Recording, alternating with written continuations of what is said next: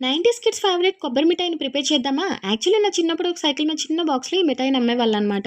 So, చిన్నప్పుడు ఎక్కువ metal bangles వేసుకునేవాళ్ళం కదా! సో, అవి పాతబడిపోతే వాటిని ఇస్తే మాకు ఈ మిఠాయి పెట్టేవాళ్ళు. బట్ ఇప్పుడు ఆ సైకిల్ కనిపిస్తలేదు, మిఠాయి కూడా కనిపిస్తలేదు. నాకెందుకో సడెన్‌గా ఆ రోజులు గుర్తొచ్చి మిఠాయి తినాలనిపించింది. సో, ఎట్లాగో కొబ్బరి ఉంది కదా ఇంట్లో అని చెప్పి మిఠాయిని ప్రిపేర్ చేయడం స్టార్ట్ చేసిన. సో, కొబ్బరికాయని చిన్న చిన్న పీసెస్‌గా కట్ చేసి పెట్టుకోండి.